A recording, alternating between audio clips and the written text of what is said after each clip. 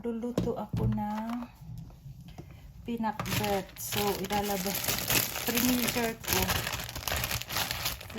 ko yung ating mga talong. O, diba? Talong. Freezer ko din yung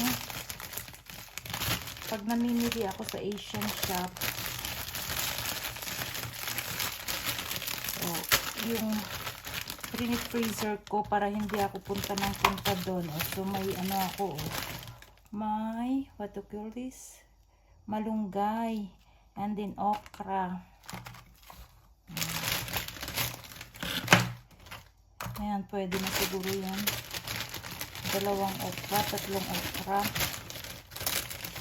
So, ang anak ko, kinakain niya yan, kumakain ng okra. Pati bagoong. Ayaw niya ng, ano bang ayaw niya? Ampalaya, kasi mapait. Ayaw niya. But he likes malunggay. O, diba? Ilalagay ko na ulit sa aking freezer. Pag namimiss ko lang ang gulay na ganyan, saka ako naglalabas. O, lagyan ko na rin ng courgette at saka kamatis, of course. So, ang presyo nito is 75 Swiss francs lang. O, diba?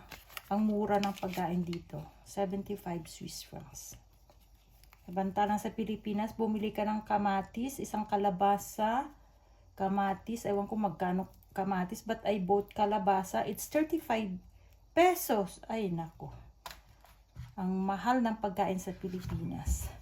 Paano kasi, yung mayaman doon, mga importers, kaya, ayan, pinapahirapan nila mga tao sa Pilipinas.